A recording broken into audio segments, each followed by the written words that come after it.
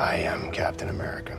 The MCU has some amazing casting. So much so that some of the actors seem like they were born for their role. For some of those in consideration that didn't make the cut, there would turn out to still be some room for them elsewhere in the MCU. Sometimes their first audition acted as a foot in the door, leading to them being considered for another role, in some cases, years later. Take a look at our list and you'll appreciate just how carefully Marvel casts their movies. Your savior is here! Widely considered one of Marvel's best casting decisions, Tom Hiddleston does an amazing job as Loki. The part he actually auditioned for was Thor. They didn't think he had the right look to play the God of Thunder, but they immediately saw him as the God of Mischief. First, Tom was up for Thor. He did a tremendous job, but he wasn't Thor. And the moment he came in and read, though, he was Loki. Though they couldn't have known it at the time, Tom would elevate the role and keep fans coming back for more. It is amazing. I never expected it.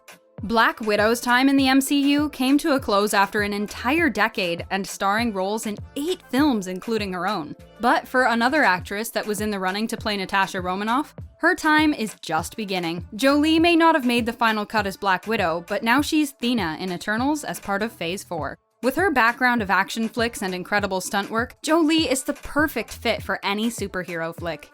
Really excited to be a part of the family.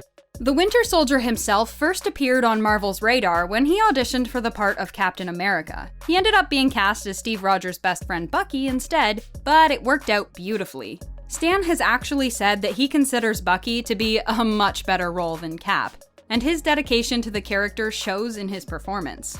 God, I love this place. Bucky's place in the MCU has grown because of it, and he got to team up with Sam Wilson for Falcon and the Winter Soldier. I feel very lucky. Another actress Marvel had considered to play Black Widow was Natalie Portman, who ended up playing astrophysicist Jane Foster later on. I know very well who you are. Oh, you told your dad about me? It might seem like Portman got the smaller part, but her role is set to expand in Thor: Love and Thunder, inspired by a storyline from the comics. While the MCU didn't do much with Jane Foster in the first 2 Thor movies, she will be taking up the mantle of Thor, bringing some much-needed excitement to the character. I love the movies that I've been a part of. While it might have been interesting to see Gyllenhaal as Doctor Strange, Cumberbatch completely owns the role with mastery over his comedic and tragic angles, as well as the magical forces of the universe. Gyllenhaal got to play a different kind of magician as Mysterio in Spider-Man: Far From Home, and his influence even set in motion the events of Spider-Man: No Way Home. Jake pulled off the many facets of Quentin Beck as master manipulator, unhinged genius, and creeper in the background you only notice the second time you watch the movie.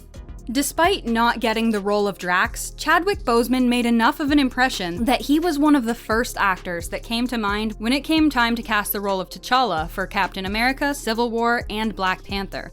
I feel like that was one of the moments when they were like, hey, we can use him later.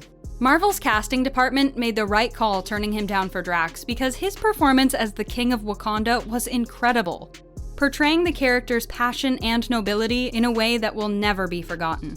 I am King of Wakanda. Though he's no longer with us, Black Panther: Wakanda Forever is moving forward and intends to pay tribute to Boseman and his legacy.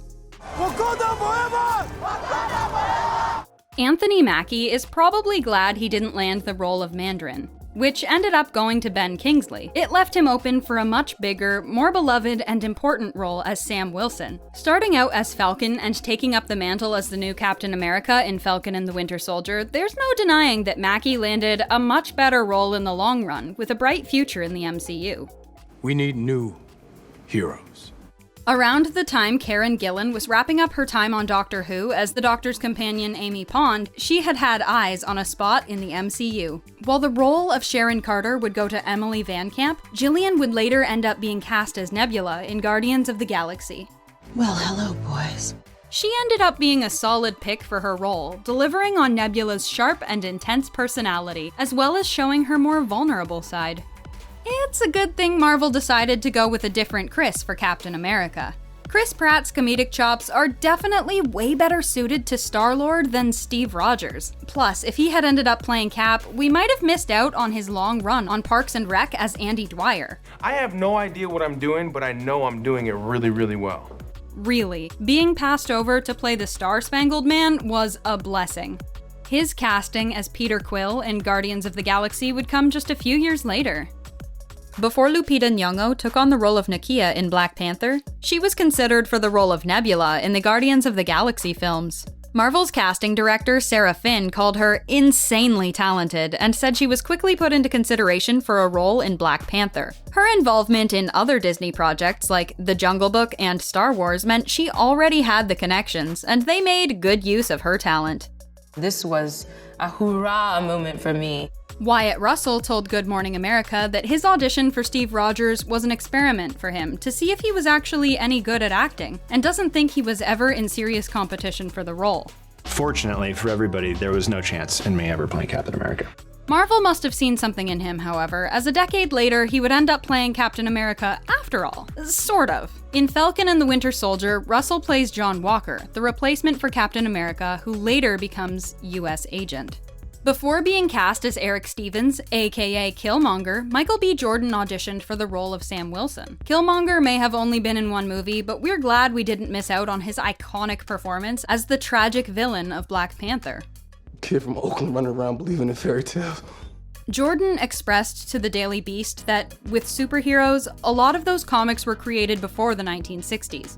So they weren't going to have a black man save America, unfortunately limiting the roles available to people of color. At least the MCU seems to be taking more steps towards inclusivity with future projects. It's hard to imagine anyone other than Robert Downey Jr. in the role of Tony Stark. There were other actors in the running for consideration though, including Sam Rockwell. It's somewhat appropriate then that he was cast as Justin Hammer in Iron Man 2, a character that is basically a knockoff version of Tony Stark. He nails every note of Hammer's try-hard, shallow personality, and does a great job of playing up those comedic notes in his performance. Well, it's more interesting, you know. And hey, there's absolutely no shame coming in second to RDJ here. I'm not actually all that good. Rachel McAdams, who you will probably recognize as Regina George from Mean Girls, Allie from The Notebook, or Irene Adler in Sherlock Holmes, nearly ended up joining the MCU at the very beginning. She was one of the names in the running to play Pepper Potts, all the way back when the production for the first Iron Man movie was gearing up. That role ultimately went to Gwyneth Paltrow, but McAdams did end up playing an MCU love interest 10 years later as Dr. Christine Palmer in Doctor Strange. You know, you just never know how that's gonna play. Oscar Isaac may not have ended up playing the Sorcerer Supreme, but he was high up on the shortlist of actors Marvel considered for the role.